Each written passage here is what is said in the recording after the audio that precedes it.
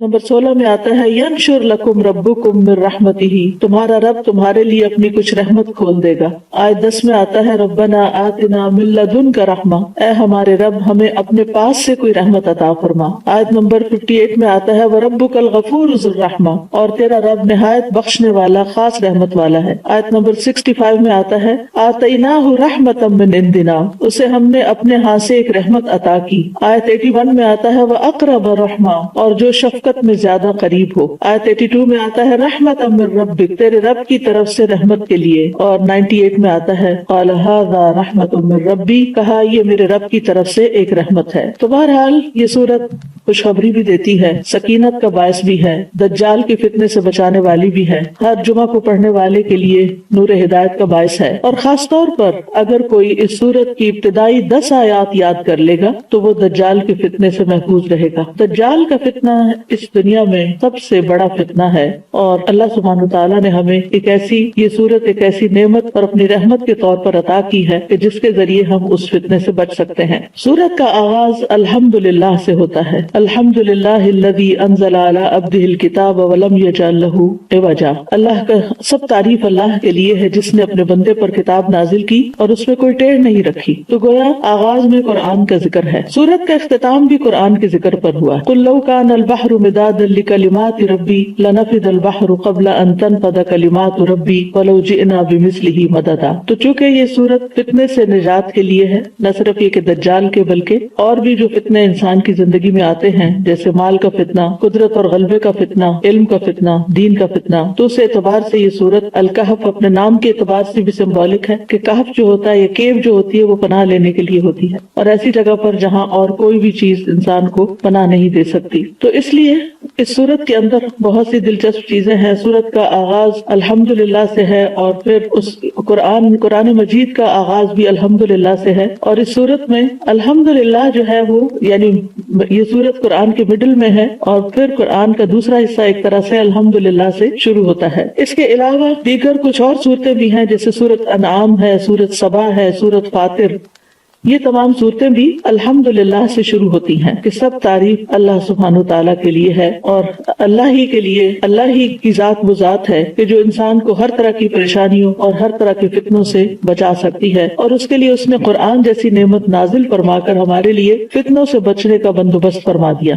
फितना क्या चीज होती है? फितना अरबी के लफा से है, जो आजमाइश करने के लिए आता है, किसी चीज का खरा खोटा मालूम करने के लिए, यानी ऐसी चीज के जिसके जरिए खैर और शर में इंसान का हाल पता चल जाए कि इंसान के अंदर खैर है या शर है। इब्न अल अरबी कहते हैं कि फितने के कई माने हैं, जैसे आजमाना, मशक्कत, माल, औलाद, कुफ्र, आपस का इख्तिलाफ, और आग से जलाने के लिए भी फितने का लफ्ज इस्तेमाल होता है। और ये भी कहा गया है कि फितने से मुराद जुल्म है। फितना कभी अल्लाह सुब्हानहू तआला की तरफ से आता है बंदे को जांचने के लिए, जैसे कोई तकलीफ आ जाती है, मुसीबत, कोई बीमारी, कोई कत्लो गारत, कोई अजाब या दीगर नापसंदीदा चीजें, और अगर अल्लाह की तरफ से हो तो ये किसी हिकमत की वजह से होती हैं ताकि बंदे को छांट लिया जाए। और कभी इंसान के अपने तरफ से भी होता है, इंसान के नफ्स की तरफ से भी होता है। बहरहाल दुनिया की जिंदगी फितनों और आजमाइशों का घर है और दुनिया में जो वक्त आखिरत के करीब आ रहा है तो ज्यादा से ज्यादा फितने ही आते चले जा रहे हैं। मुआविया रज़ियल्लाहु अन्हु कहते हैं कि मैंने नबी सल्लल्लाहु अलैहि वसल्लम से सुना, आप फरमा रहे थे दुनिया में सिर्फ आजमाइश और फितना ही बाकी रह गया है, यानी एक फितने के बाद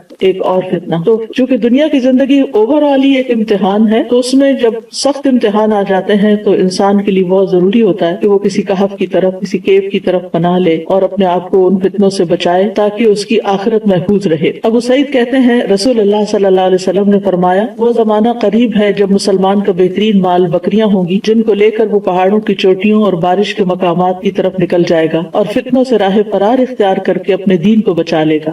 फितने के जमाने में खास तौर पर अल्लाह ताला के अहकामात पर अमल करना और उस पर इस्तिकामत इख्तियार करना बहुत जरूरी होता है ताकि इंसान अपनी आखिरत बचा सके। फितने के दौर में दीन पर अमल करने वाले के लिए अजर भी बहुत ज्यादा है। आपने फरमाया, बिलाशुबा तुम्हारे बाद सब्र के दिन आने वाले हैं, इनमें सब्र करना ऐसे होगा जैसे आग का अंगारा पकड़ना। इन लोगों में दीन के तकाजों पे अमल करने वाले को उस जैसे 50 अमल करने वालों के बराबर सवाब मिलेगा। फितने के दौर में अगर कोई शख्स अपने दीन को थाम के रखता है तो उसके लिए अजर भी बहुत बड़ा है। आपने ये भी फरमाया कि फितने के दौर में इबादत करना मेरी तरफ हिजरत करने की तरह, और ऐसे में इंसान اپنے دین کی حفاظت کرے اور اس کے لیے اگر کوئی ایک جگہ چھوڑنی پڑے یا کوئی اپنے اندر تبدیلی لانی پڑے تو وہ لانا ضروری ہے. اور فتنوں سے پناہ بھی مانگنی چاہیے. نبی صلی اللہ علیہ وسلم نے فرمایا اعوذ باللہ من الفتن، میں فتنوں سے اللہ کی پناہ لیتا ہوں. اور ایک اور جگہ پر آتا ہے کہ اعوذ باللہ من سوء الفتن، میں فتنے کی برائی سے اللہ کی پناہ لیتا ہوں. ایک اور دعا ہے اللہم انا نعوذ بک ان نرجع علی اعقابنا او نفتن عن دیننا، اے اللہ ہم اس سے تیری پناہ لیتے ہیں کہ ہم الٹے پاؤں لوٹ جائیں یا اپنے دین کے بارے میں کسی فتنے میں مبتلا ہو جائیں. اسی طرح ایک اور دعا بھی ہے اللہم انی اسألک عملا بالحسنات وترکا للمنکرات واذا اردت فی قوم فتنة وانا فیہم فاقبضنی الیک غیر مفتون. اے اللہ بے شک میں تجھ سے نیکیاں کرنے اور برائیوں کو ترک کر دینے کا سوال کرتا ہوں، اور جب تو لوگوں کو فتنے میں مبتلا کرنا چاہے اور میں وہاں موجود ہوں تو مجھے فتنے سے بچا کر اپنے پاس بلا لینا. تو بہرحال انسان کے لیے فتنے تو کئی ایک ہو سکتے ہیں، لیکن سب سے بڑا فتنہ دین میں ہوتا ہے. اسی لیے اس صورت کے اندر جن 4 فتنوں کا ذکر کیا گیا ہے ان میں سب سے پہلے دین کے فتنے کی بات کی گئی ہے. بہرحال اللہ تعالیٰ سے دعا ہے کہ وہ ہمیں اس صورت کو صحیح طور پر سمجھنے کی توفیق دے، اور آج کل کے حالات میں جو سب لوگ پریشانی کا شکار ہیں ان کے لیے ایک امید کا پیغام ہو. تو سب سے پہلے بسم اللہ الرحمن الرحیم. ہر صورت کے آغاز میں بسم اللہ ہوتی ہے، اور بسم اللہ جو ہے سوائے صورت التوبہ کے، لیکن صورت النمل میں بسم اللہ الرحمن الرحیم کی آیت آتی ہے، جس سے پتہ چلتا ہے کہ قرآن مجید میں 114 بار بسم اللہ کا ذکر ہے. تو اس آیت کی اہمیت کے پیش نظر ہم تھوڑی سی بات اس کے اوپر کریں گے کہ قرآن مجید کے شروع میں یا تلاوت کے شروع میں بسم اللہ پڑھنا کیوں ضروری ہے. بسم اللہ کیا ہے؟ اللہ کے نام کے ساتھ جو بہت مہربان بار بار رحم فرمانے والا ہے. یعنی میں اس سورت کا آغاز اللہ کے نام کے ساتھ کرتی ہوں، اور اللہ کا نام جو ہے وہ بہت بابرکت ہے. تبارک اسم، جیسے سورت الرحمن میں آتا ہے تبارک اسم ربک ذی الجلال والاکرام، بہت بابرکت ہے تیرے رب کا نام جو جلال و اکرام والا ہے. تبارک اسم ربک ذی الجلال والاکرام. تو بہرحال جب ہم اللہ کے نام سے کوئی چیز شروع کرتے ہیں تو پھر برکت بھی آتی ہے، اللہ کی مدد آتی ہے، اللہ تعالیٰ کی طرف سے رحمت آتی ہے، اور وہ کام ہمارے لیے آسان ہو جاتا ہے. اور پھر اس میں ہم دیکھتے ہیں کہ الرحمن الرحیم اللہ سبحانہ تعالیٰ کی 2 صفات اس کا ذکر آیا ہے، اور یہ دونوں ہی ان کا اصل مادہ جو ہے وہ رحم ہے، کہ اللہ کے نام کے ساتھ جو بہت مہربان بہت رحم فرمانے والا ہے. تو اس سے یہ پتہ چلتا ہے کہ قرآن کا نزول جو ہے یہ سراسر اللہ کی رحمت، اور قرآن پڑھنے کی توفیق جو ہوتی ہے انسان کو، یہ بھی سراسر اللہ سبحانہ تعالیٰ کی رحمت سے ہوتا ہے. جب تک اس کی رحمت نہ ہو تو ہم نہ قرآن کو پڑھ سکتے ہیں نہ اس کو سمجھ سکتے ہیں. اور قرآن کا نزول جو ہے یہ بھی سراسر اللہ سبحانہ تعالیٰ کی رحمت ہی کی مینیفیسٹیشن ہے. الرحمن علم القرآن، کہ رحمان ہے جس نے قرآن کی تعلیم دی ہے. تو اس میں ایک بہت اہم نقطہ یہ بھی ہے کہ جب انسان علم سیکھے یا سکھائے تو اسے اللہ کی رحمت طلب بھی کرنی چاہیے، اور دوسروں کے ساتھ بھی مہربانی کا سلوک کرنا چاہیے. یعنی اپنے اعتبار سے یہ کہ یہ میرے اندر کوئی تکبر نہ ہو، کیونکہ یہ جو کچھ مجھے نعمت ملی ہے قرآن سیکھنے کی یا سکھانے کی، یہ دراصل اللہ کی رحمت کی وجہ سے ہوا ہے، اس میں میرا کوئی کمال نہیں. اور دوسرا یہ ہے کہ جس کو آپ سکھا رہے ہوں اس کے لیے بھی آپ کے دل میں ایک شفقت اور محبت ہونی چاہیے. نبی صلی اللہ علیہ وسلم کے ساتھ لوگوں نے جیسا بھی سلوک کیا، مکہ کے مشرکین ہوں یا مدینہ کے منافقین ہوں، لیکن آپ نے ہمیشہ صبر اور حوصلے سے کام لیا اور اپنا کام کرتے چلے گئے، اور لوگوں کے ساتھ واقعی رحمت للعالمین بن کر ان کے ساتھ بہترین سلوک کیا. تو ہم میں سے جو بھی شخص قرآن کے ساتھ متعلق ہو اسے چاہیے کہ وہ لوگوں کے ساتھ رحمت کا سلوک کرے، مہربانی کا سلوک کرے. امام شافعی کے ایک شاگرد تھے مزنی، تو وہ اپنے ساتھ بہت سخت تھے. جہاں تک سیلف ڈسپلن کا تعلق تھا تو بہت ہی یعنی تمام ان کے شاگردوں میں سے بہت سیلف ڈسپلن کے مالک اور اپنے اوپر سختی کرنے والے ہر معاملے میں. لیکن جب وہ لوگوں کے ساتھ معاملہ کرتے تھے، اپنے طالب علموں کے ساتھ، اپنے شاگردوں کے ساتھ، تو ان کے ساتھ بہت شفقت کا سلوک کرتے تھے، اور خاص طور پر فتویٰ دینے میں بہت لوگوں کے لیے ایز تلاش کرتے تھے، مشکل نہیں پیدا کرتے تھے. اور نبی صلی اللہ علیہ وسلم کی تعلیم بھی یہی ہے کہ یسروا ولا تعسروا، آسانی پیدا کرو اور مشکل پیدا نہ کرو. تو لوگوں کو جب دین سکھایا جائے تو ان کے لیے آسانیاں پیدا کی جائیں. تو بسم اللہ الرحمن الرحیم، اللہ کے نام کے ساتھ ہم آغاز کر رہے ہیں، اس امید امید کے ساتھ کہ اللہ سبحانہ وتعالی ہم پر اپنی رحمت فرمائے گا اور اپنی مہربانیاں ہم پر عام کرے گا دنیا میں بھی اور آخرت میں بھی۔ پھر فرمایا، پہلی آیت ہے الحمدللہ الذی انزل علی عبدہ الکتاب ولم یجعل لہ عوجا، سب تعریف اللہ کے لیے ہے جس نے اپنے بندے پر کتاب نازل کی اور اس میں کوئی کجی نہیں رکھی، کوئی ٹیڑھا پن نہیں رکھا۔ تو سورت کا آغاز الحمدللہ سے ہوتا ہے، اور الحمدللہ کا لفظ جو ہے حمد کا مطلب ہے محبت اور تعظیم کے ساتھ جس کی تعریف کی جا رہی ہے اس کا مکمل وصف بیان کرنا، یعنی ایسی تعریف جس میں محبت ہو اور تعظیم ہو، کیونکہ تعریف کے لیے مدح کا لفظ بھی آتا ہے، اور ضروری نہیں ہوتا کہ مدح کے اندر واقعی کسی کے لیے محبت بھی ہو اور تعظیم بھی ہو۔ بعض اوقات تو صرف چاپلوسی ہوتی ہے یا صرف خوش آمدید ہوتی ہے، خوش آمد ہوتی ہے تاکہ اس سے کوئی بینیفٹس حاصل کیے جا سکیں، لیکن حمد کے اندر واقعی حقیقی محبت ہوتی ہے اور محبت کی بنا پہ تعریف کی جاتی ہے، اور پھر اس میں تعظیم اور احترام کا پہلو بھی ہوتا ہے۔ یعنی بعض اوقات لوگ محبت کی بنا پہ گستاخی بھی کر جاتے ہیں، لیکن اللہ سبحانہ تعالیٰ کے لیے جب انسان حمد کرتا ہے، تعریف کرتا ہے، تو اس میں تعظیم کا پہلو زیادہ ہوتا ہے۔ اور پھر یہ ہے کہ اسی طرح شکر کا لفظ بھی استعمال کیا جاتا ہے، اور شکر میں وہ تعریف ہوتی ہے جب کوئی ہم پر احسان کرتا ہے، لیکن اللہ سبحانہ تعالیٰ تو وما بکم من نعمت فمن اللہ، جتنی بھی نعمتیں ہمارے پاس ہیں وہ سب کی سب اللہ سبحانہ تعالیٰ کی طرف سے ہیں، اور اس بنا پر کہ اللہ سبحانہ تعالیٰ اپنی ذات، اپنی صفات، اپنے افعال میں کامل ہے، تو تعریف اللہ ہی کی ہے۔ جہاں تک بندوں کی تعریف کا تعلق ہے تو بندے تعریف ڈیزرو نہیں کرتے، کیونکہ بندے جو ہیں ان میں کمال نہیں ہے۔ اگر کوئی ایک کام اچھا کریں گے تو 10 اس میں غلطیاں بھی ہوں گی۔ یعنی اگر کوئی مثلا نیکی کا کام کرتا ہے، کوئی مثلا صدقہ خیرات کر رہا ہے، تو ہم اس بنا پر کہ یہ بڑا سخی ہے اس کی تعریف شروع کر دیتے ہیں، لیکن ہمیں نہیں پتا کہ اس نے وہ صدقہ کس نیت کے ساتھ کیا ہے، اور اس کا وہ صدقہ قبول بھی ہوا یا نہیں قبول ہوا، یا یہ کہ صدقہ کرنے کے بعد اس نے کوئی احسان جتایا ہے، یا اس نے دوسرے کو کوئی دکھ دیا ہے۔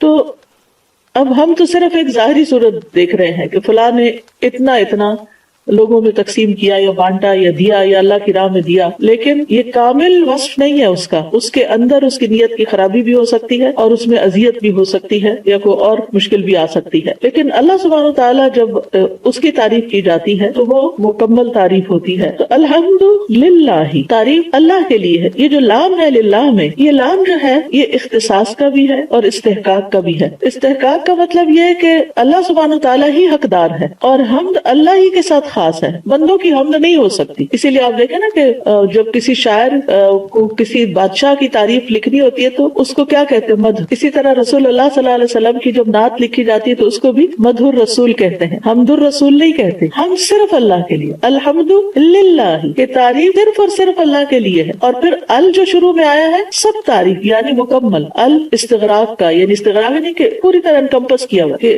مکمل تعریف جو ہے اور کامل تعریف جو ہے وہ اللہ سبحانہ تعالیٰ ہی کے لیے ہے۔ تو للہ ہی اللہ کے لیے خاص بھی ہے، اور لام کے وجہ سے اللہ تعالیٰ اس کا حقدار بھی ہے، یعنی حق اسی کا ہے کہ اس کی تعریف کی جائے، کیونکہ جو کچھ اس نے کیا ہے اس کے علاوہ کسی اور نے نہیں کیا۔ اور پھر الحمدللہ کہنا جو ہے وہ میزان کو بھر دیتا ہے۔ جب حقیقی معنوں میں انسان کا دل شکر سے لبریز ہوتا ہے اور وہ اپنے عمل سے اللہ تعالیٰ کی طرف رغبت کرتا ہے اور اللہ کو راضی کرتا ہے، تو تبھی وہ حقیقی معنوں میں اس کی تعریف کر رہا ہوتا ہے۔ تو اللہ سبحانہ تعالیٰ کو اپنی تعریف بہت پسند ہے، کیونکہ وہ تعریف کا حقدار ہے۔ بندے بھی اپنی تعریف پسند کرتے ہیں، لیکن بہت دفعہ ایسا ہوتا ہے کہ انہوں نے جو کام نہیں کیا ہوتا اس میں بھی چاہتے ہیں، وہ یحبون ان یحمدوا بما لم یفعلوا، کہ اس میں بھی ان کی تعریف ہو جائے جو انہوں نے کیا ہی نہیں۔ اور اگر وہ چھوٹا سا بھی کوئی کام کرتے ہیں تو تعریف طلب کرتے ہیں اور تعریف سننا پسند کرتے ہیں، جبکہ بندے اس کے نہ حقدار ہیں اور نہ ہی ان کے لیے تعریف خاص ہے۔ تو اللہ سبحانہ تعالیٰ ہمیں یہاں پر یہ سکھا رہے ہیں کہ ہم جب اللہ کی کسی نعمت کا ذکر کریں تو ہم اس کی تعریف کے ساتھ کریں۔ جیسے اگر اپنی بھی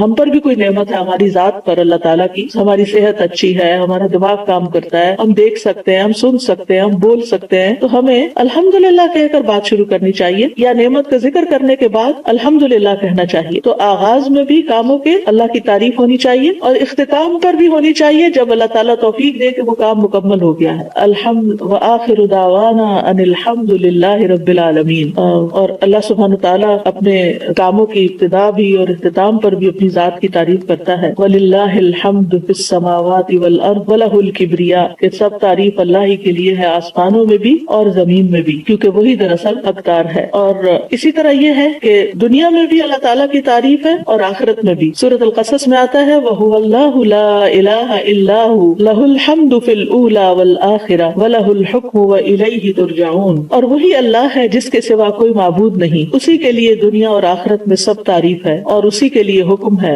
اور اسی کی طرف تم لوٹائے جاؤ گے. یعنی حمد فی الاولی والآخرہ، اول بھی اور آخر بھی اسی کی تعریف. اسی طرح نبی صلی اللہ علیہ وسلم اللہ تعالیٰ کی تعریف اس طرح کیا کرتے تھے، خاص طور پر رکوع سے سر اٹھانے کے بعد ربنا ولک الحمد حمدا کثیرا طیبا مبارکا. تو ایک صحابی نے کہی تھی جس کو آپ نے اپریشیٹ کیا تھا کہ اس کو 30 فرشتے اٹھانے کے لیے آئے ہیں اس کا اجر. اور حمدا کثیرا طیبا مبارکا فی کے علاوہ جو آپ فرماتے تھے کہ اللہم لک الحمد ملء السماوات وملء الارض وملء ما شئت من شیء بعد. اے اللہ تیرے ہی لیے ہر قسم کی تعریف ہے جس سے کہ آسمان بھر جائیں اور زمین بھر جائے. کتنی خوبصورت تعریف ہے کہ اتنی تعریف کہ جس سے آسمان بھر جائے اور زمین بھر جائے اور اس کے بعد ہر وہ چیز جسے تو چاہے وہ بھر جائے. یعنی اللہ ہونا یہ چاہیے کہ بندہ اتنی اللہ کی تعریف کرے کہ دل بھرے ہی نہ، اور پھر وہ بے اختیار پکار اٹھے کہ یا اللہ تیری اتنی تعریف جس سے سارے آسمان بھر جائے اور ساری زمین بھر جائے اور اس کے بعد جو چاہے تو اس کو بھی بھر دے. تو ایک دفعہ دل سے الحمدللہ کہنا میزان کو بھر دیتا ہے. یعنی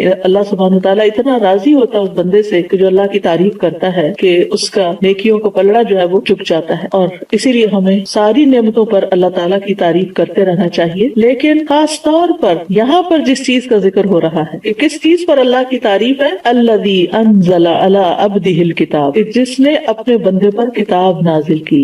یعنی اللہ کی تعریف کہ اس نے کتاب نازل کی. انزل ینزل انزال ہوتا ہے اوپر سے نیچے کسی چیز کو لانا. تو اس سے یہ پتہ چلتا ہے کہ اللہ سبحانہ وتعالیٰ اوپر ہے، وہ ہمارے اندر نہیں ہے، وہ ہم سے نیچے نہیں ہے، اور وہ کہاں ہے؟ وہ اوپر ہے. الرحمن علی العرش استوى. تو الحمدللہ الذی انزل علی عبدہ اپنے بندے پر. اپنے بندے سے مراد یہاں محمد صلی اللہ علیہ وسلم ہے. یعنی وہ اللہ کے بیٹے نہیں ہیں، وہ اللہ کے بندے ہیں. اور یہ جو بندگی کی بات ہے یہ ایک اللہ کے بندے کے لیے سب سے زیادہ خوشی کی بات ہے. یعنی عبد کا لفظ جو ہے یہ بندے کی شان بیان کرتا ہے. علوم جو ہے وہ اللہ کے لیے اور بندگی جو ہے وہ بندے کے لیے. تو اللہ سبحانہ تعالیٰ نے آپ صلی اللہ علیہ وسلم کی باقی صفات سے نہیں، آپ کے نام سے نہیں، اللہ محمد نے نہیں کہا، بلکہ آپ کی عبودیت کی صفت کو اجاگر کرنے کے لیے، کیونکہ آپ صلی اللہ علیہ وسلم اللہ کے سب سے زیادہ عبادت گزار بندے تھے. تو قرآن سے بھی فائدہ وہی اٹھاتا ہے جو عبودیت کا حق ادا کرے، جو اللہ کا بندہ بن کر رہے. کیونکہ بہت سے لوگ قرآن پڑھ لیتے ہیں لیکن جو قرآن کہتا ہے اس پر عمل نہیں کرتے، عبد نہیں بنتے. تو چونکہ اللہ نے کتاب اپنے بندے پر نازل کی ہے تو قرآن کا نزول اسی بندے پر ہوتا ہے، قرآن اسی کو سمجھ میں آتا ہے، قرآن اسی کو عزت بخشتا ہے جو واقعی اللہ کی عبادت کرتا ہے اور اس قرآن کو پڑھ کر عبادت کی طرف رغبت کرتا ہے. تو یہاں اس شبہ کا بھی ازالہ کر دیا گیا کہ اللہ نے بندے پر کتاب نازل کی ہے، جبریل علیہ السلام نے نہیں اس کو بنایا یا انہوں نے نہیں گھڑا یا نبی صلی اللہ علیہ وسلم نے خود سے اس کو نہیں گھڑا، بلکہ اللہ سبحانہ تعالیٰ کی طرف سے یہ کتاب آئی ہے. اور کتاب سے مراد تو قرآن مجید ہے، لیکن کتاب کا لفظ جو ہے یہ کتب سے ہے جس کا مطلب ہوتا ہے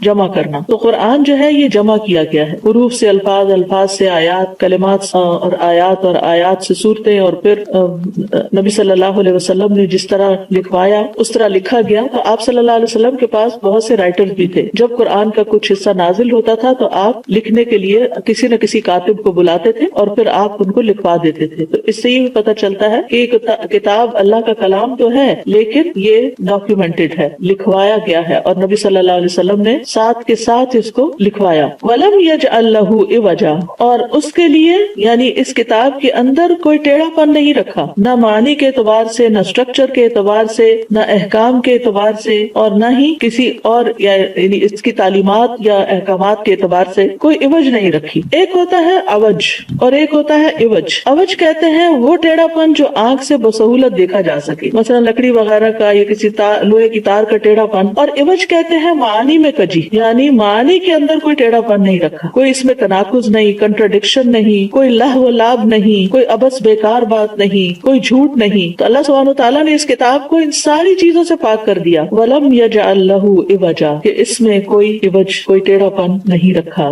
یہ بھی اللہ سبحانہ وتعالیٰ نے اس کتاب کی تعریف بیان کی ہے اور اس کتاب کو ہر طرح کی خامی اور کمزوری سے پاک بتایا ہے. یہ اللہ سبحانہ وتعالیٰ کا خاص کرم ہے، خاص فضل ہے کہ اس نے اس کتاب کو ہر طرح کی پیچیدگی سے اور ٹیڑھے پن سے محفوظ رکھا تاکہ لوگ اس سے صحیح طور پر فائدہ اٹھا سکیں. اور اس کے کئی ایک نام ہیں. بعض علماء نے قرآن مجید کے 97 نام جمع کیے ہیں کہ اس کے مختلف نام ہیں اور اس کو کتاب یعنی کہ رحمت بھی کہا گیا، نور بھی کہا گیا ہے، ہدایت بھی کہا گیا ہے. اسی طرح کتاب عزیز کہا گیا، کتاب کریم کہا گیا ہے، کتاب یعنی کہ مختلف نام ہیں جو قرآن پاک کے اندر آتے ہیں. تو بہرحال یہ کتاب جو ہے یہ ایک بہت ہی معزز کتاب ہے، بہت ہی بہترین کتاب ہے. تو کتاب کے ساتھ ہمیں کیا معاملہ کرنا چاہیے؟ وہی جو نبی صلی اللہ علیہ وسلم نے کیا، اور وہ کیا تھا کہ آپ نے اس کو پڑھا بھی، اس کو لکھوایا بھی، اس کو یاد بھی کیا، اس کو سنایا بھی، اس پہ غور و فکر بھی کیا، اس کے معنی بھی بیان کیے. انزلنا الیک الذکر لتبین للناس ما نزل الیہم، اور اس پر عمل کیا، عبودیت اختیار کی. تو ہم سب کے لیے بھی ضروری ہے کہ ہم اس کتاب کے ساتھ وہی معاملہ کریں جو اللہ کے رسول صلی اللہ علیہ وسلم نے کیا، یعنی اس کو پڑھیں، اس کو سمجھیں اور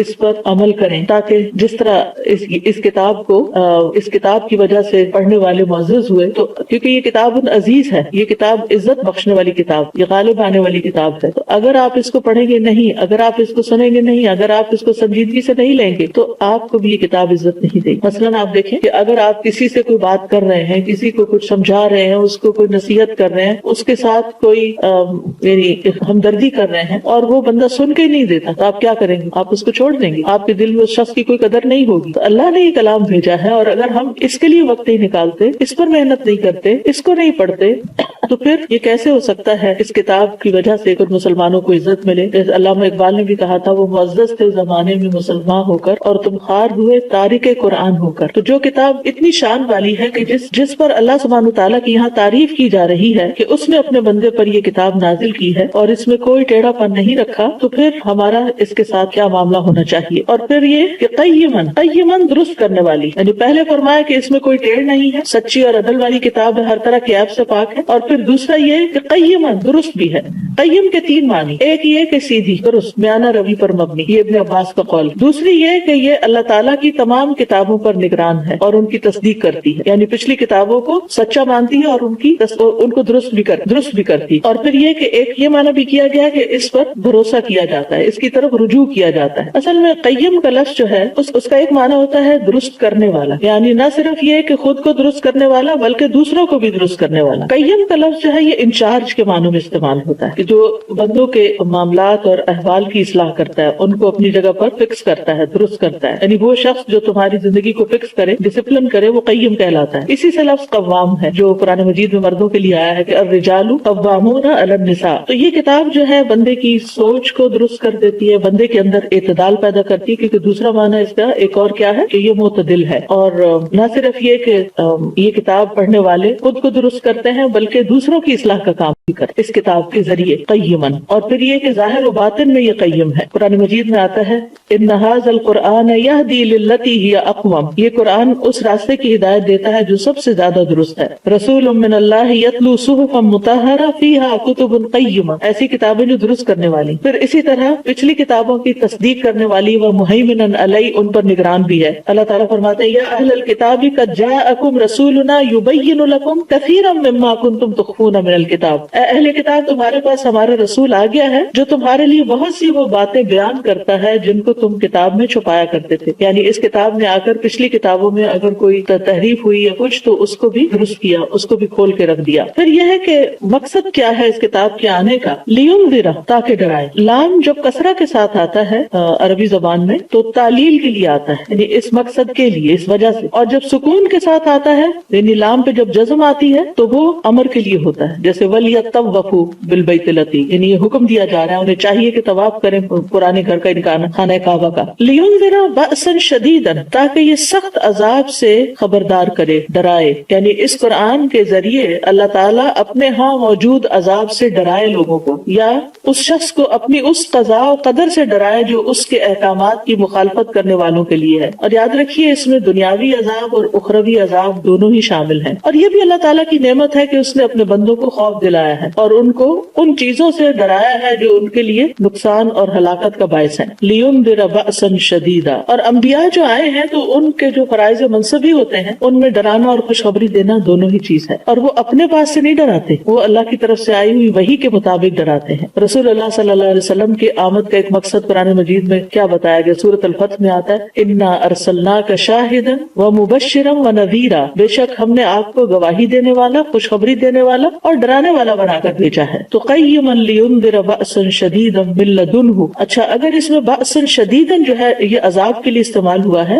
اور یہ نکرہ آ رہا ہے. جب نکرہ آ رہا ہے تو اس کا مطلب کیا؟ نکرہ کا مطلب کیا ہے کہ کوئی بھی کسی بھی طرح کا عذاب دنیا میں یا آخرت میں، جیسے دنیا میں مختلف طرح کی جو تکلیفیں آتی ہیں انسان پر، بأس جو ہے یہ تکلیف کے لیے بھی استعمال ہوتا ہے، صرف عذاب ہی کے معنوں میں نہیں آتا. تو جیسے یہ تکلیفیں جو ہے مثلا انسان کو اپنی صحت کی طرف سے کوئی تکلیف آتی ہے، مالی کوئی تکلیف آ جاتی ہے، کوئی وبا پھیل جاتی ہے، اسی طرح کو بچوں کی طرف سے تکلیفیں آ جاتی ہیں، یعنی انسان، اور پھر یہ کہ جسمانی تکلیفیں آ جاتی ہیں، کبھی روحانی تکلیفیں آتی ہیں، کبھی کوئی خوف آتا ہے، کبھی جان و مال کا نقصان ہوتا ہے. تو یہ ساری چیزیں اللہ کے اذن سے ہوتی. لِيُنذِرَ بَأْسًا شَدِيدًا مِن لَدُنْهُ. اس کی طرف سے آئیے، یعنی جو بھی آ رہا ہے تمہاری زندگی میں یہ اللہ کے اذن سے آ رہا ہے، اللہ کی طرف سے آ رہا ہے. اور اس پر اس نے تمہیں خبردار بھی کیا ہے کہ اگر تم نافرمانیاں کرو گے تو وہ تمہیں دنیا میں بھی پکڑ سکتا ہے، ورنہ آخرت کا عذاب تو ہے ہی کہ جو اللہ کو ناراض کر کے دنیا سے جائے گا پھر اللہ تعالیٰ چاہے تو اسے بخش دے اور چاہے تو اس کو سزا دے. اور پھر یہ کہ یہ ایک عمومی بات کی گئی من لدنہ، یعنی عمومی طور پر کسی بھی طرح. وَيُبَشِّرَ الْمُؤْمِنِينَ. اور خوشخبری دیتا ہے مومنوں کو، الَّذِينَ يَعْمَلُونَ الصَّالِحَاتِ. وہ جو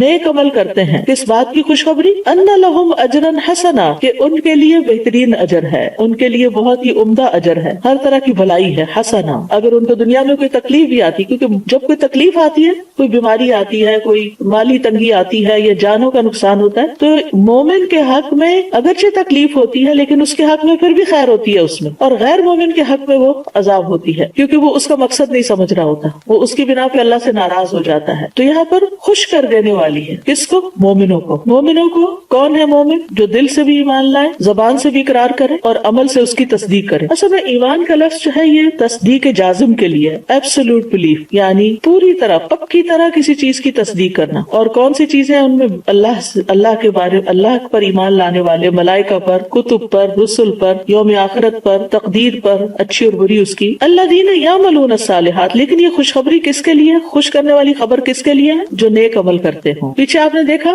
انذار کس کے لیے ہے؟ یہ نہیں بتایا، عام ہے، یعنی اس میں مومن کافر سبھی ہو سکتے ہیں، اللہ کی نافرمانی کرنے والے چاہے کسی بھی لیول پر ہوں، سب کے لیے انذار ہے، عمومی بات کی گئی ہے. لیکن خوشخبری کے لیے شرط لگا دی گئی، عمومی خوشخبری نہیں ہے. الذین یعملون الصالحات. وہ جو نیک عمل کرتے ہیں، صالحات. اور ایمان اور عمل صالح جو ہے وہ لازم و ملزوم ہے، بلکہ عمل صالح ایمان کے اندر بھی شامل ہے. اور عمل صالح کے لیے سب سے پہلی شرط جو ہے وہ اخلاص ہے، اس طرح سے کہ انسان اپنے عمل میں اللہ کی رضا اور آخرت کے گھر کے سوا کوئی مقصد نہ رکھے اپنے دل میں. جب کوئی نیک عمل کر رہا ہو، چاہے کسی کی مدد ہو رہی ہے، مال سے ہو رہی ہے، جان سے ہو رہی ہے، عبادت ہو رہی ہے، دعا ہو رہی ہے، ذکر اذکار ہو رہے ہیں، ان سب کے پیچھے مقصد کیا ہو کہ یہ میں اللہ کی رضا کے لیے کروں. اب آپ سوچ سکتا کہ آپ کے ذہن میں سوال یہ آ رہا ہو کہ کیا پھر کسی خاص مقصد یا تکلیف کو دور کرنے کے لیے دعا نہیں کرنی چاہیے؟ ضرور دعا کرنی چاہیے، اور اللہ سبحانہ وتعالیٰ دعا کرنے کو پسند کرتا ہے. تو جب اللہ تعالیٰ کو ہم دعا کے ذریعے اللہ کو راضی کریں گے تو پھر اللہ کی رحمت بھی آئے گی، اللہ کی مدد بھی آئے گی، تکلیف بھی دور ہوگی. تو اللہ کے لیے خالص ہونے کا مطلب کیا ہے کہ انسان اپنے عمل میں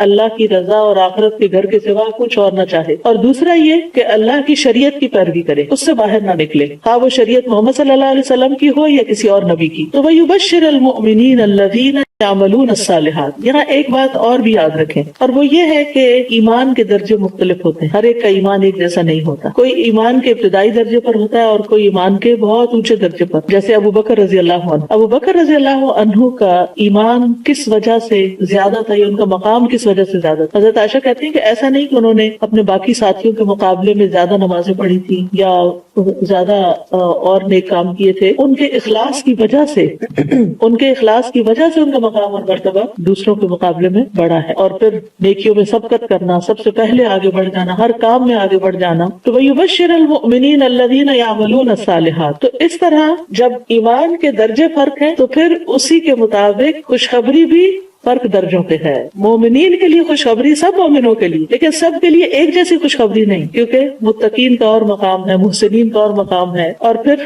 اسی طرح جنت کے درجات بھی مختلف ہیں. یاد رکھیے ایمان گھٹتا بھی ہے اور ایمان بڑھتا بھی. نیک کام کرنے سے ایمان بڑھتا ہے، اللہ پہ توکل بڑھتا ہے، اللہ کی محبت بڑھتی، اللہ سے امید بڑھتی. اور برے کام کرنے سے چاہے زبان سے لا الہ الا اللہ بھی کہتے ہیں، لیکن اگر عمل اس میں ساتھ شامل نہیں تو پھر اسی اعتبار سے انسان کا زوال بھی شروع ہو جاتا ہے. اللہ تعالیٰ ہم سب کو اس سے محفوظ رکھے. اور پھر وَيُبَشِّرَ الْمُؤْمِنِينَ الَّذِينَ يَعْمَلُونَ الصَّالِحَاتِ. تو نتیجہ کیا ہے کہ ہمیں زیادہ سے زیادہ صالح عمل کرنے کی طرف توجہ کرنی چاہیے، کیونکہ عمل سے زندگی بنتی ہے، جنت بھی جہنم بھی. تو عمل جو ہے وہ ہر حال میں ضروری ہے، اور اس میں ہر طرح کے نیک عمل شامل ہیں، چاہے وہ اللہ تعالیٰ کی عبادت سے متعلق ہو یا بندوں کی خدمت سے متعلق. اور نتیجہ کیا ہے؟ ان لہم، کہ ان کے لیے، لہم یہاں تخصیص کے لیے، کہ بے شک انہی کے لیے ہے، اجرا حسنا، اچھا اجر، عمدہ اجر. یعنی جیسا ان کے لیے ان کا، اور اجر جو ہوتا ہے وہ عمل کے مقابل ہوتا ہے، اجرت سے ہے، یعنی جتنی محنت کرو گے اتنا ہی تمہیں ریوارڈ ملے گا. اور یہ بھی اجرن بأسن کی طرح کیا ہے؟ نکرہ ہے. اور جب نکرہ ہوتا ہے تو پھر اس میں عموم بھی پایا جاتا ہے، یعنی ہر طرح کا اجر شامل ہو جاتا ہے. حسنن، عمدہ. اور اجرن حسنن میں دنیا کا اجر بھی اور آخرت کا اجر بھی، جیسے قرآن مجید میں سورۃ یونس میں آتا ہے للذین احسنوا الحسنى وزیادہ، کہ جن لوگوں نے اچھا کیا ان کے لیے اچھائی ہے اور زیادہ بھی ہے، ان کے لیے زیادہ بھی ہے. اسی طرح هل جزاء الاحسان الا الاحسان، کیا احسان کا بدلہ کچھ اور بھی ہو سکتا ہے؟ اور پھر جو لوگ چھپ کے عبادت کرتے ہیں اور راتوں کو عبادت کرتے ہیں اس کے بارے میں سورۃ سجدہ میں آتا ہے فلا تعلم نفس ما اخفی لهم من قرۃ اعین. تو کوئی شخص نہیں جانتا کہ ان کے لیے آنکھوں کی ٹھنڈک میں سے کیا کچھ چھپا کے رکھا گیا. لیکن یہ آنکھوں کی ٹھنڈک جنت میں کس کے لیے ہے؟ جس کے لیے دنیا میں اس کی نماز آنکھوں کی ٹھنڈک، اور خاص طور پر رات کی عبادت کو وہ انجوائے کرتا ہے اور اس میں اخلاص ہوتا ہے، اللہ تعالیٰ کی رضا کے لیے وہ کرتا ہے. اب سوال یہ پیدا ہوتا ہے کہ یہ انذار کیوں اور تبشیر کیوں؟ اور یہاں ہم دونوں کا ایک بہترین کمبینیشن دیکھتے ہیں پورے قرآن کی طرح، کہ جہاں ڈرانے کی بات ہے وہ وہیں پر خوشخبری کی بات بھی آ جاتی ہے. تو یہاں ڈرایا کیوں گیا؟ اللہ سبحانہ وتعالیٰ ڈراتے کیوں ہیں؟ کیونکہ کچھ لوگ ایسے ہوتے ہیں کہ جو کہتے ہیں کہ دین میں ڈرایا نہیں کریں، ڈرانا جو ہے اس کی وجہ سے لوگ جو ہے وہ دین سے بھاگ جائیں گے. نہیں، بیلنس رکھنا چاہیے. کچھ شخصیتیں ایسی ہوتی ہیں، کچھ لوگ ایسے ہوتے ہیں کہ جو ڈر کے نیک عمل کرتے ہیں، اور کچھ لوگ ایسے ہوتے ہیں جو کسی خوشخبری کی وجہ سے. بہرحال دونوں ہی چیزیں ہیں، اور دونوں، یعنی یہ نہیں کہ ڈر زیادہ اور خوشخبری کم. جو لوگ برے کام کر رہے ہیں ان کو ڈرنا ہی چاہیے، اور جو اچھے کام کر رہے ہیں ان کو ہوپ بھی رکھنی چاہیے، یعنی ان کو اچھی امید بھی رکھنی چاہیے. تو آپ دیکھیے کہ ان دو آیتوں کے اندر توحید، رسالت، آخرت، ایمان کے جو بنیادی ارکان ہیں ان کا ذکر ملتا ہے. اور پھر اسی طرح اللہ تعالیٰ کی محبت، خوف اور رجا، یہ تینوں چیزوں کا ذکر ہے. محبت کس بات پر؟ الحمدللہ میں محبت کی وجہ سے ہم تعریف کرتے ہیں اللہ کی، کیونکہ اس نے اپنے بندے پر کتاب نازل کی اور ہمیں کتاب کے ذریعے ہدایت دی. اور پھر خوف قیما لینذر بأسا شدیدا، اور رجا ویبشر المؤمنین. تو یہ قرآن کا اعجاز ہے کہ اس میں چند لفظوں کے اندر بہت بڑے بڑے معنی رکھ دیے گئے ہیں، اور اسی لیے اس کو غور و فکر سے پڑھنا چاہیے، تدبر کے ساتھ پڑھنا چاہیے، تاکہ اس کے چھپے پہلو بھی ہمارے سامنے آ سکیں. ماکثین فیہ ابدا، وہ اس میں ہمیشہ رہنے والے ہیں، یعنی جنت کی طرف اشارہ ہے کہ جنت میں ہمیشہ باقی رہیں گے، جس کی کوئی انتہا نہیں، کبھی ختم نہ ہوگی، ہمیشہ وہیں ٹھہریں گے. نہ وہاں بیماری ہوگی، نہ موت ہوگی، نہ بھوک ہوگی، نہ پیاس ہوگی، نہ گرمی ہوگی، نہ سردی ہوگی. ہر چیز پرفیکٹ ہوگی، ہر چیز کامل ہوگی. اور پھر سب سے بڑی بات یہ کہ وہ ہمیشہ ہمیشہ کے لیے ہوگی. ماکثین فیہ ابدا، وہ اس میں ہمیشہ رہنے والے ہیں، جو لذتیں اور نعمتیں کبھی ختم نہ ہوگی. والآخرۃ خیر وابقی، آخرت بہتر بھی ہے اور ہمیشہ باقی رہنے والی بھی ہے. ان دو آیتوں کی تلاوت سنتے ہیں، 3 آیتوں کی تلاوت سنتے ہیں، پھر اس کے بعد انشاءاللہ ہم آگے بڑھیں گے تاکہ ہم ان آیتوں کو جذب کر سکیں. کیونکہ جب انسان قرآن کو سنتا ہے اور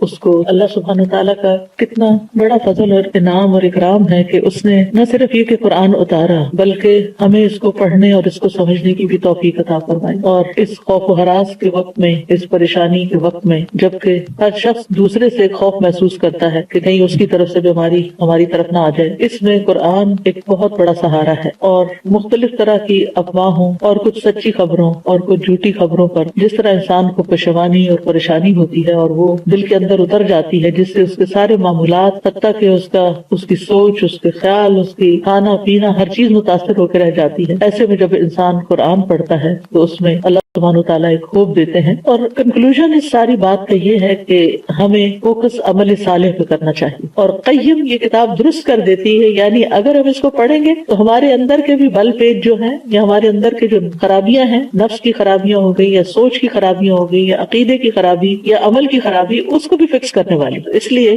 اللہ کا شکر ہے، الحمدللہ کہ جس نے یہ کتاب، اس ہستی کے لیے تعریف کہ جس نے یہ کتاب اپنے بندے پر نازل کی، اور اس میں کسی قسم کی کوئی کجی نہیں رکھی۔ انسان پورے اطمینان کے ساتھ 100% یقین کے ساتھ اس کتاب کو لے سکتا ہے کہ اس میں جو بھی میرے لیے احکامات ہیں وہ سارے کے سارے بالکل درست ہیں۔ نہ صرف یہ کہ درست ہیں بلکہ درست کرنے والے بھی ہیں۔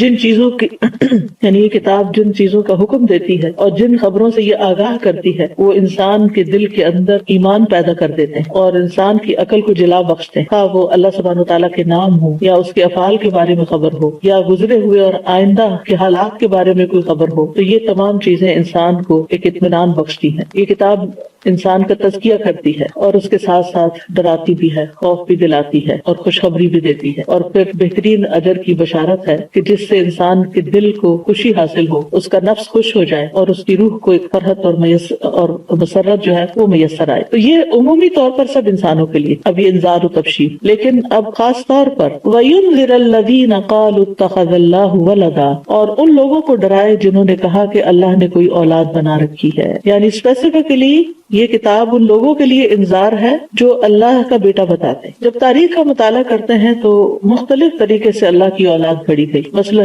مشرکین عرب نے ملائکہ کو اللہ کی بیٹیاں قرار دیا، وَاتَّخَذَ مِنَ الْمَلَائِكَةِ إِنَاثًا إِنَّكُمْ لَتَقُولُونَ وَاتَّخَذَ مِنَ الْمَلَائِكَةِ إِنَاثًا إِنَّكُمْ لَتَقُولُونَ قَوْلًا عَظِيمًا، اور انہوں نے ملائکہ میں سے دیویاں بنا لی، یعنی اللہ کی بیٹیاں بنا لی، بے شک تم بہت بڑی بات کہتے۔ سورۃ نحل میں آتا ہے وَيَجْعَلُونَ لِلَّهِ الْبَنَاتِ سُبْحَانَهُ وَلَهُم مَّا يَشْتَهُونَ، اور انہوں نے اللہ کے لیے بیٹیاں گھڑ لی، پاک ہے وہ، اور ان کے لیے وہ جس کی وہ خواہش کریں۔ اسی طرح نصارہ نے اللہ کا بیٹا بنا لیا، وقالوا اتخذ الرحمن ولدا لقد جئتم شيئا إدا تكاد السماوات يتفطرن منه وتنشق الأرض وتخر الجبال هدا أن دعوا للرحمن ولدا وما ينبغي للرحمن أن يتخذ ولدا، اور انہوں نے کہا کہ رحمان نے کوئی اولاد بنا لی ہے، بلا شبہ یقیناً تم ایک بہت بھاری بات کہتے ہو، آسمان قریب ہے کہ اس سے پھٹ پڑے اور زمین شک ہو جائے اور پہاڑ ڈھہ کر گر پڑے کہ انہوں نے رحمان کے لیے کسی اولاد کا دعویٰ کیا، حالانکہ رحمان کے لائق نہیں کہ وہ کوئی اولاد بنائے۔ تو اللہ سبحانہ وتعالیٰ نے اس بات کی شدید مذمت کی ہے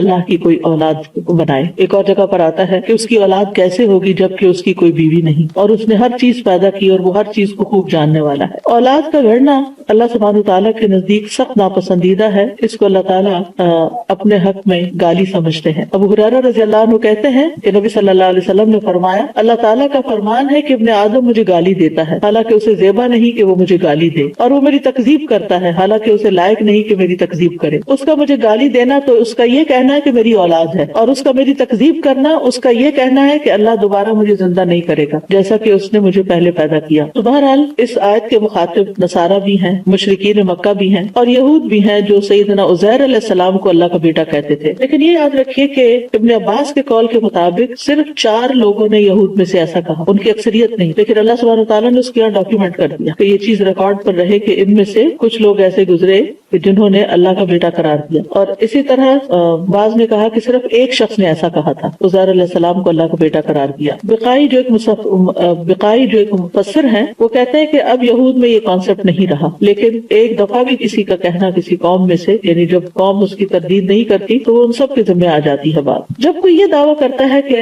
نعوذ باللہ اللہ کا کوئی بیٹا ہے تو وہ توحید کی تینوں اقسام میں شرک کرتا ہے، توحید ربوبیت میں بھی، توحید الوہیت میں بھی، اور توحید اسماء و صفات میں بھی۔ تو یہ چیز چونکہ اللہ تعالیٰ کو بہت ناپسند ہے، اس لیے قرآن مجید کا ایک مقصد یہ بھی بتایا گیا کہ یہ ان لوگوں کو خبردار کر رہا ہے کہ جنہوں نے کہا کہ اللہ نے بیٹا بنایا ہے۔ اس میں آپ دیکھیں کہ قرآن مجید کا یہ انذار جو ہے، یہ ڈراوا جو ہے، بہت سے لوگوں کے حق میں بہت نعمت ثابت ہوا ہے کہ انہوں نے جب قرآن قرآن کو پڑھا, عیسیٰ علیہ السلام کی اصل حقیقت سامنے آئی تو انہوں نے اسلام قبول کر لیا. اگر دنیا میں جتنے بھی لوگ مسلمان ہوئے تو ان کی اکثریت سے اگر پوچھا جائے کہ وہ کس چیز کی وجہ سے مسلمان ہوئے ہیں تو وہ قرآن پڑھنے کی وجہ سے. اور قرآن مجید میں شرک کی بارہا تردید کی گئی اور اللہ سبحانہ وتعالیٰ کی عظمت کی نشانیوں کو بہت جگہ ذکر کیا گیا. تو یہ کتاب جو لوگ حقیقی معنوں میں ہدایت حاصل کرنا چاہیں ان کے لیے ہدایت کا باعث بنتی ہے. پھر اللہ تعالیٰ مزید اس بات کی تردید فرماتے ہیں, ما لهم به من علم ولا لآبائهم كبرت كلمة تخرج من افواہہم ان یقولون الا کذبا. نہ انہیں اس کا کوئی علم ہے اور نہ ان کے باپ دادا کو. بہت بڑی بات ہے جو ان کے منہوں سے نکلتی ہے, وہ سراسر جھوٹ کے سوا کچھ نہیں کہتے, یعنی وہ صرف جھوٹ ہی بول رہے ہیں. ما لهم به من علم, ان کے پاس اس کا کوئی علم نہیں, یعنی جہالت یا توہم پرستی یا تقلید آبا کے نتیجے میں یہ بات کہتے ہیں کہ جب ان سے پوچھا جائے کہ اس کی کوئی دلیل لاؤ تو ان کے پاس دلیل نہیں ہوتی. نہ تو اللہ تعالیٰ نے کسی کتاب میں یہ بات اتاری, نہ کسی پیغمبر کی تعلیم میں یہ بات ملتی ہے, تو یہ محض لا علمی میں ایسی باتیں کرتے ہیں. تو آپ دیکھیے کہ لا علمی جو ہے ایک بہت بڑی مصیبت ہے انسان کے لیے, بہت بڑی آفت ہے. جب علم باقی نہ ہو تو پھر انسان جاہل ہی رہ جاتا ہے, یعنی علم نہ ہو تو. اور پھر فرمایا کہ اگر یہ کہتے ہیں کہ ہمارے آباء و اجداد کرتے تھے یہ, تو ان کی بھی تردید کر دی گئی کہ آباء و اجداد کے پاس بھی کوئی علم نہیں ہے, یعنی نہ ان کے پاس نہ ان کے آباء و اجداد کے پاس. تو ان کا یہ قول کسی علم اور یقین پر مبنی نہیں ہے. کبرت کلمۃ تخرج من افواہہم, بہت بڑی بات ہے, یعنی بہت بڑا جھوٹ ہے, بہت بڑی کفریہ بات ہے. تخرج من افواہہم, جو نکل رہی ہے ان کے منہوں سے. یا فعل مضارع آیا ہے, یعنی مسلسل یہی بات دہراتے چلے جا رہے ہیں, ایک جنریشن کے بعد دوسری جنریشن اسی چیز کو بار بار ریپیٹ کر رہی ہے. اب یہاں پر لفظ افواہ استعمال ہوا ہے جو پوہ واہ پی سے ہے, یعنی پوہ کہتے ہیں منہ کو, یعنی ان کے منہوں سے ہی بات نکل رہی ہے, ان کے دل اور دماغ سے نہیں. کیونکہ جب کوئی بات انسان جس پر غور و فکر کرتا ہے, جس کو پوری طرح اینالائز کرتا ہے, اس کو ہر طرح سے جانچتا پرکھتا ہے, تو پھر انسان اس بات کو کرنے سے پہلے سوچتا ہے. لیکن یہ بے سوچے سمجھے یہ بات کر رہے ہیں. کبرت کلمۃ تخرج من افواہہم, تو اس سے ایک بہت اہم بات پتہ چلتی ہے کہ بے سوچے سمجھے بات نہیں کرنی چاہیے. صرف ایک کان سے سن کے وہی بات نقل کر دینا یہ ہمارے دین کا حصہ نہیں ہے, یہ ناپسندیدہ ہے. ہم سب کو بھی سوچنا چاہیے کہ ہماری زبانوں سے کیا نکلتا ہے جو ہم بے سوچے سمجھے کہتے ہیں, کیونکہ بے سوچے سمجھے کوئی بات کہنا جو ہے یہ اللہ سبحانہ تعالیٰ کے نزدیک بہت ناپسندیدہ. ایک حدیث میں آتا ہے کہ انسان ایک بات منہ سے نکالتا ہے اور اس کی وجہ سے وہ جہنم میں 70 سال کے فاصلے پر جا گرتا ہے. ایک بات بے سوچے سمجھے جس کا اس کو ادراک بھی نہیں ہوتا. تو یہ اسی قسم کی باتیں جو ان کے منہوں سے نکل رہی ہیں, بے سوچے سمجھے نکل رہی ہیں, جو اللہ سبحانہ تعالیٰ کی شان میں گستاخی ہے, جو اللہ تعالیٰ کی ذات میں شرک ہے, اس کی صفات میں شرک ہے. تو یہ اللہ تعالیٰ کے نزدیک بہت سخت بات ہے. یہ تو خیر بہت ہی بڑی بات ہے جو شرکیہ بات ہے, لیکن بعض اوقات ہم بے سوچے سمجھے دوسروں کے بارے میں فیصلے کر دیتے ہیں. مثلاً کسی قوم کے بارے میں, امریکن ایسے ہوتے ہیں, چائنیز ایسے ہوتے ہیں, فلاں ایسا ہے, یہ سلفی ایسا ہے, یہ صوفی ایسے ہیں, یہ مسجد والے سارے ایسے ہیں. یعنی اس قسم کی باتیں جس میں ہو سکتا ہے کہ چند لوگ وہ غلطی کر بھی رہے لیکن سارے تو نہیں ہوتے. آپ نے تو سب کو بلیم کر دیا, آپ سب کے پیچھے پڑ گئے. مثلاً بعض اوقات کوئی ایک شخص غلط کام کرتا ہے تو پھر آپ سب کو ہی اگر غلط قرار دے رہے ہیں تو آپ ناانصافی کی بات کر رہے ہیں. اسی طرح بہت زیادہ مبالغہ آرائی سے بات کرنا, یہ تو ہے ہی ایسا, یا بے سوچے سمجھے جو منہ سے آئے نکال دینا جذبات میں, غصے میں. تو انسان کو اپنی زبان کی بہت حفاظت کرنے کی ضرورت, کیونکہ بعض اوقات انسان بہت سے نیک عمل بھی کرتا ہے لیکن اس کے ساتھ ساتھ اپنی زبان کا صحیح استعمال نہیں کرتا, جس کی وجہ سے وہ بہت مصیبت میں پڑ جاتا ہے. اور خصوصاً دین کے بارے میں کوئی بات بے سوچے سمجھے نہیں کرنی چاہیے. شیطان انسان کے دل میں وسوسے ڈالتا ہے اور پھر انسان اللہ کے بارے میں بدگمانی کرتا ہے, اس کے رسول کے بارے میں, اس کی کتاب کے بارے میں, ایمان والوں کے بارے میں. تو یہ چیز بھی انتہائی خطرناک ہے. انسان شیطانی وسوسوں کو زبان پر نہ لائے. جب تک وہ ذہن میں رہتے ہیں تو ان پہ پکڑ نہیں, لیکن جب وہ چیزیں انسان یعنی ان پہ یقین کرنے لگتا ہے اور ان کو بیان کرنے لگتا ہے اور ان کو آگے ٹرانسفر کرنے لگتا ہے تو یہ چیز قابل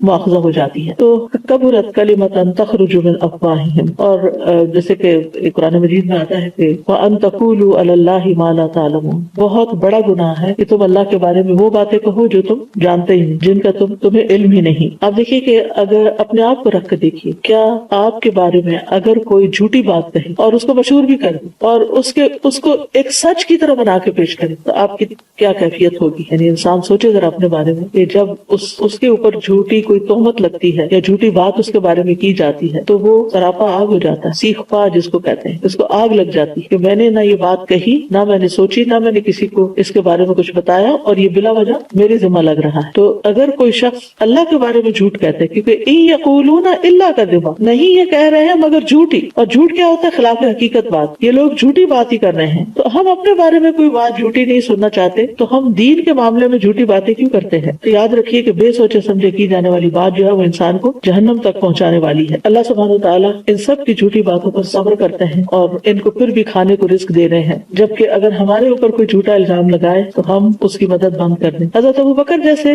رضی اللہ عنہ جیسے مخلص ترین انسان کو جو ہر نیکی اللہ ہی کے لیے خالص کرتے تھے، جب انہیں پتہ چلا کہ ان کے بھتیجے نے ان کی بیٹی کے اوپر الزام لگا دیا، یہ الزام لگانے والوں میں وہ شامل ہو گیا، تو چونکہ وہ ان کا وظیفہ دیتے تھے تو فوراً کہنے لگے کہ آج کے بعد میں اس کی مالی مدد نہیں کروں گا۔ لیکن اللہ سبحانہ تعالیٰ نے ان کو بھی تلقین کی کہ ٹھیک ہے جو بھی ہے، لیکن اہل الفضل جن کو اللہ نے مال دے رکھا ہے، جن کو اللہ نے عطا کر رکھا ہے، وہ کسی اور کو دینے سے کترائے نہیں یا قسم نہ کھائے کہ وہ اوروں کو نہیں دیں گے، یعنی جو ضرورت اوروں کو نہیں، جو مسکین اور یتیم اور فی سبیل اللہ ہجرت کرنے آئے ان پہ خرچ نہیں کریں گے۔ تو اس کے بعد حضرت ابوبکر کے بارے میں آتا ہے کہ انہوں نے وہ وظیفہ دگنا کر دیا تھا۔ ان یقولون الا کذبا، نہیں کہتے مگر یہ جھوٹی بات۔ تو اس جھوٹ کے پیچھے نہیں جانا چاہیے کیونکہ اس میں کوئی دلیل نہیں۔ اور جھوٹ کیا ہوتا ہے؟ الخبر المخالف للواقع، یعنی جان بوجھ کے ہو یا انجانے میں ہو، حقیقت کے برخلاف خبر دینا۔ اور آج کل کے سیناریو میں یہ بات کہنا چاہوں گی کہ چونکہ سوشل میڈیا بہت ایزیلی اویلیبل ہے ہر ایک کو، گاؤں دیہات میں بیٹھے ہوئے لوگ بھی اس میں